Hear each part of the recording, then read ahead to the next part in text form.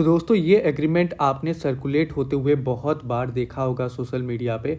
और ये जो मक्का एग्रीमेंट हुआ है इसको हर एक सोशल मीडिया प्लेटफॉर्म और न्यूज़ पोर्टल्स ने, जैसे कि रूटर्स हो गया और न्यूज़ इंडियन एक्सप्रेस हो गया, हर किसी ने ये जो है वो उस पर आर्टिकल लिखा है। और ये एक बहुत ही मेजर डेवलपमेंट निकल कर सामने आ रही है वेस्ट एशिया से। अगर बात करें मक्का एग्रीमेंट की तो ये एक डिफेंस पैक्ट है। और इस वीडियो में पूरा का पूरा इस पे हम लोग एनालिसिस करेंगे और बताएंगे कि इसमें मेन फीचर्स क्या है, इंडिया का इसमें क्या प्रॉफिट है या फिर क्या लॉस है, साथ ही साथ इजराइल क्या सोच रहा है इस बारे में।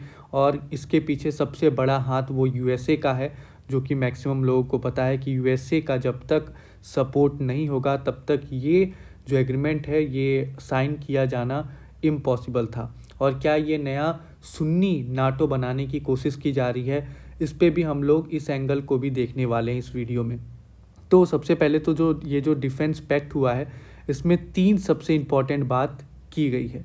सबसे पहले तो ये बात किया गया है कि ये जो एग्रीमेंट है इसमें कोई भी आर्म्ड अटैक होगा तो सिर्फ और सिर्फ जो है वो सब पे अटैक माना जाएगा। यानी कि जिस तरीके से नाटो का आर्टिकल 5 है उसी तरीके से, यानी कि उसी अलाइन करके उसी के साथ इसको बनाने की कोशिश की जा रही है। उसके बाद कोई भी ऐसा कमिटमेंट नहीं है जो कि डिफेंस ऑब्लिगेशंस को करने के लिए फोर्स करता है। जैसे कि नाटो जो है, अगर नाटो में कोई अटैक करता है किसी भी कंट्रीज़ पे तो डिफेंस जो है अपनी आर्मी लेके आनी पड़ेगी, डिफेंस कैपेबिलिटीज़ यूज़ करनी पड़ेगी अलग अलग कंट्रीज़ की। लेकिन यहाँ पे ये जो एग्रीमेंट साइन हुआ है मक्का वाला, इसमें यहाँ पे कुछ भी नहीं है ऐसा। और वहीं अगर बात करें थर्ड पॉइंट की, जो कि काफ़ी इम्पॉर्टेंट है, तो ये जो पॉइंट है ये मतलब कहा जा रहा है और माना जा रहा है कि ये लगभग 1 साल हो चुके हैं, इस पे नेगोशिएशंस चल रहे थे जनवरी से स्टार्टिंग के 2026 के, और अब जाके ये फाइनल हुआ है। और ये मक्का रियाद में जो है इस चीज़ को पूरी तरीके से साइन करके बताया गया है। अब ये अचानक से ऐसा देखने को क्यों मिल रहा है उस पर बात कर लेते हैं कि आखिरकार सऊदी, टर्की और पाकिस्तान ही तीनों क्यों साथ में आ रहे हैं। तो जैसा कि अपने को पता है कि सऊदी के पास जो है फाइनेंशियल पावर है, यानी कि पैसा बहुत है, बहुत पैसा कमाया है टर्की ने मतलब तेल बेच बेच के इतना पैसा कमाया है कि मतलब अब क्या ही बोले। और उसके पास एनर्जी की कोई कमी नहीं है। और उसकी ज्योग्राफी भी काफ़ी इम्पोर्टेंट है, क्योंकि जो सऊदी अरेबिया है वो ऐसे जगह पे लोकेटेड है जहाँ से बहुत ज़्यादा इम्पोर्ट एक्सपोर्ट होता है, ठीक है। तो उसकी स्ट्रेटेजिक ज्योग्राफी भी है। वहीं टर्की की बात करें तो टर्की का सबसे इम्पॉर्टेंट चीज़ क्या है कि वो एक नाटो का मेंबर है। अब नाटो का मेंबर है तो इसकी वजह से टर्की जो है उसको काफ़ी ज़्यादा इंपॉर्टेंस मिल रहा है इस एग्रीमेंट में। और उसके पास मिलिट्री भी है ठीक ठाक, और डिफेंस इंडस्ट्री भी है। अब डिफेंस इंडस्ट्री में उसका सबसे ज़्यादा फेमस क्या है, कामाकाजी जो ड्रोन्स होते हैं, जो मतलब टेक्नोलॉजीज़ है, जो आजकल स्वाम्प ड्रोन अटैक, ये सारी चीज़ें जो यूज़ हो रही हैं उसमें काफ़ी ज़्यादा टर्की जो है रिसर्च एंड डेवलपमेंट में पैसा लगा रहा है और काफ़ी अच्छी टेक्नोलॉजी है उनकी, तो इसकी वजह से टर्की भी आ गया है। और पाकिस्तान की बात करें तो पाकिस्तान जो है वो न्यूक्लियर वेपन्स में और मिलिट्री भी ठीक ठाक है, और न्यूक्लियर वेपन्स में जो है इसके वजह से जो है पाकिस्तान को लाया गया है। तो ये तीनों जो है एक दूसरे को किसी न किसी तरीके से सपोर्ट करते हुए नज़र आ रहे हैं। जैसे कि पाकिस्तान का न्यूक्लियर हो गया, टर्की का नाटो हो गया और सऊदी का जो है पैसा हो गया। वहीं अगर बात करें कि आखिरकार सऊदी क्यों इसमें ज्वाइन हुआ, यानी कि एग्रीमेंट सऊदी ने क्यों किया, तो सबसे पहले तो सऊदी को जो है वो चाहिए कि भाई हमारी ऑटोनॉमी बरकरार है। जिस तरीके से अभी ईरान और इजराइल जो फंसे हुए हैं वॉर में, तो सऊदी नहीं चाहता है कि सिर्फ़ और सिर्फ हमारा जो सिक्योरिटी का जिम्मा है वो यूएसए ले। वो अपने सिक्योरिटी को डाइवर्सिफाई करना चाहता है कि कहीं आगे चल के अगर यूएसए ने कुछ भी ऊपर नीचे किया तो हम अपना जो है वो एक तरीके से पाकिस्तान या फिर हम लोग का खुद रीजनल अलायंस हो, ताकि हमको हेल्प करने के लिए तुरंत पाकिस्तान या फिर टर्की आ जाए, क्योंकि यूएसए काफ़ी दूर है जो टर्की है उससे, सऊदी है उससे, इसके वजह से। वहीं तो ये मेन इम्पॉर्टेंट बात है। वहीं पाकिस्तान की बात करें तो पाकिस्तान के पास इतनी सारी चीज़ें, ये आप फ़ोटो देख रहे हो, ये भी इंडिया का दुश्मन ही है।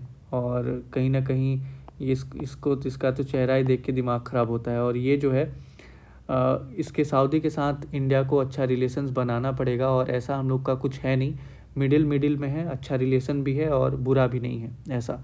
वहीं पाकिस्तान की बात करें तो पाकिस्तान के पास हमने बता दिया आपको कि न्यूक्लियर वेपन्स और बैलिस्टिक मिसाइल कैपेबिलिटी भी है, इसकी वजह से उसको लाया गया है। अब पाकिस्तान क्यों गया है, यानी कि पाकिस्तान ने क्यों एग्रीमेंट साइन किया है, तो सबसे पहले ताकि वो डिफेंस के नाम पे सऊदी से जो है वो भीख मांग सके, यानी कि इन्वेस्टमेंट मांग सके, और अपना इस्लामिक वर्ल्ड में अपना इन्फ्लुएंस एक बार फिर से पाकिस्तान जो है वो दिखा सके कि हाँ भैया हम लोग का भी इस्लामिक वर्ल्ड में इन्फ्लुएंस है। इसके वजह से जो है इस एग्रीमेंट को साइन किया है उसने, ठीक है। वहीं थोड़ा बहुत कुछ इकोनॉमिक अपॉर्चुनिटी उसको मिल जाएगी, जैसे कि सऊदी से इन्वेस्टमेंट मिल जाएगा, टर्की से उसको ये क्या बोलते हैं टेक्नोलॉजी मिल जाएगी। जैसे कि जब ऑपरेशन सिंदूर हुआ था तो ड्रोन्स वगैरह जो है इंडिया के खिलाफ टर्की के ही यूज़ हुए थे, तो इसके वजह से जो है कहीं ना कहीं पाकिस्तान भी जो है इसमें कूद गया है। वहीं अगर बात करें नेक्स्ट कि आखिरकार जो टर्की है वो क्यों ज्वाइन हुआ है, ठीक है। तो टर्की के पास ये जो है ये सारी चीज़ें तो हमने आपको बता दिया कि इतनी सारी चीज़ें हैं। अब सबसे इम्पॉर्टेंट बात ये है कि क्या ये इस्लामिक नेटो बनाने की बात की जा रही है। तो सबसे पहले अपने को समझना पड़ेगा कि नाटो क्यों इतना इम्पॉर्टेंट है और नाटो के फीचर्स क्या हैं। तो नाटो का सबसे इम्पॉर्टेंट फीचर्स है आर्टिकल 5। आर्टिकल 5 कहता है नाटो का कि अगर कोई भी कंट्रीज़, यानी कि किसी भी कंट्रीज़ पे अटैक करती है तो सारी कंट्रीज़ मिलके सामने वाली कंट्री के छक्के छुड़ा देंगी, यानी कि उस पर अटैक करेंगी। तो ये सबसे इम्पॉर्टेंट क्लॉज है। वहीं अगर बात करें सेकेंड इम्पॉर्टेंट पॉइंट की जो कि नाटो का है, तो उनके पास अलग अलग कमांड स्ट्रक्चर हैं, यानी कि अगर कभी अटैक हुआ तो कौन सा कमांड क्या काम करेगा, अगर किसी अलग रीजन में हुआ तो नॉर्थ कमांड क्या करेगा, ईस्ट कमांड क्या करेगा। इस तरीके से जो है पूरा का पूरा उनका स्ट्रक्चर पहले से ही बना हुआ है। वहीं अगर नाटो की बात करें तो परमानेंट इंस्टीट्यूशन है ये। मिलिट्री पूरी तरीके से प्लानिंग वगैरह सारी चीज़ें हो चुकी हैं कि कब कौन सा कैसा अटैक होगा, कौन अटैक करेगा। जैसे फॉर एग्जांपल अगर नाटो कंट्रीज़ पे रसिया अटैक करता है तो सबसे पहला एक्शन क्या होगा, चाइना अटैक करता है तो उसके लिए अलग प्लान है, यानी कि सारी प्लान्स जो हैं पहले से ही डिसाइड किए जा चुके हैं। वहीं इनके पास डिफेंस कैपेबिलिटी काफ़ी बड़ी है, यानी कि यूएसए के पास सबसे ज़्यादा है, ठीक है। फिर इसमें अलग अलग और कंट्रीज़ आ जाती है, न्यूक्लियर भी है इन लोगों के पास, तो बहुत सारी चीज़ें हैं। वहीं ये जो मक्का वाला एग्रीमेंट हुआ है यहाँ पे ऐसा कुछ भी बहुत बड़ा एग्रीमेंट नहीं है। सबसे पहली बात ये लोग डिफेंस की बात कर रहे हैं, यानी कि इसके पीछे जो साइकोलॉजी है वो कह रही है, यानी कि ये लोग डॉक्यूमेंट में कह रहे हैं कि हम लोग अटैक करने के लिए नहीं बल्कि डिफेंस, यानी कि फॉर एग्जांपल अगर सऊदी पे कोई अटैक करेगा तो हम लोग डिफेंस करेंगे, ना कि उस पर जाके अटैक करेंगे, ठीक है। अपने आप को जैसे सऊदी पे अटैक किया किसी ने, जैसे ईरान ने अटैक किया, तो टर्की और पाकिस्तान मिलके जो है वो सऊदी को प्रोटेक्ट करेंगे, ना कि वार में उलझ जाएंगे। तो इस टाइप का डिफेंस प्रिंसिपल पे ये सारी चीज़ें चल रही हैं, ठीक है। और मक्का एग्रीमेंट क्या है, ताकि दूसरा ये प्रिंसिपल है इनका कि मुस्लिम्स स्टेट्स हैं तो हम लोग साथ में आके, खासकर सुन्नी जो है, सुन्नी साथ में आने की आके मतलब जो है एक अपना रीजनल स्टैंड लेने की कोशिश कर रहे हैं। तो ये है।